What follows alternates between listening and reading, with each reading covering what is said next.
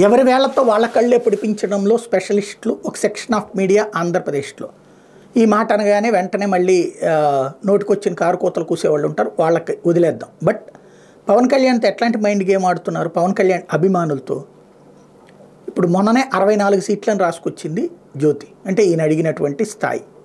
3వ వంతు సీట్లను పవన్ కళ్యాణ్ గారు ఉపన్యాసం ఇచ్చారు కదా, సీన్ కట్ చేస్తే. తర్వాత జరిగినటువంటి పరిణామం ఏంటి, మొన్న రాసుకొచ్చినటువంటిది 32 సీట్లు అడిగారు పవన్ కళ్యాణ్. అందుకే 64 అడిగినట్ట 32 అడిగినట్ట.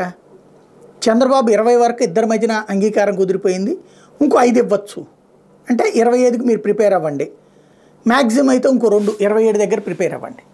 అంటే ఇదేమన్నా కూరగాయల బేరమా? బేసిక్గా వాస్తవంగా తెలుగుదేశం జనసేనని కన్విన్స్ చేస్తుంది, పవన్ కళ్యాణ్ కన్విన్స్ చేసే ప్రయత్నం చేస్తుంది. ఏంటంటే మీకు క్రిందటిసారి 136 సీట్లో పోటీ చేశారు, 175కి గాను కమ్యూనిస్టులకి బీఎస్పీకి పోను.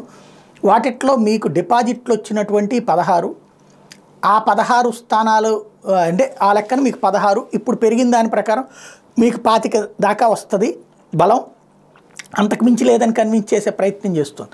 లేదు ప్రజారాజ్యంతో పాటుగా మధ్యలో స్థానిక ఎన్నికల్లో వచ్చినటువంటిది ఇవన్నిటిని చూసుకుంటే మేము 60 దాకా కొట్టగలమని చెప్పేసి జనసేన చెప్తుంది.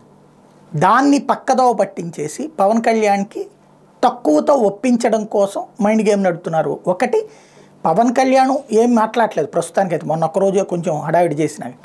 ఇప్పుడు సమస్యల్లా నెక్స్ట్ వచ్చేటువంటిది కార్యకర్తలను కన్విన్స్ చేయడం. పవన్ కళ్యాణ్ 32 అడిగాడు, వాళ్ళు 25 ఇచ్చేసారంటే ఇంకేముందిరా అనేటువంటిది వాళ్ళని సైకలాజికల్గా ప్రిపేర్ చేసే పనే ఈనాడు ఆంధ్రజ్యోతి చేస్తున్నాయి.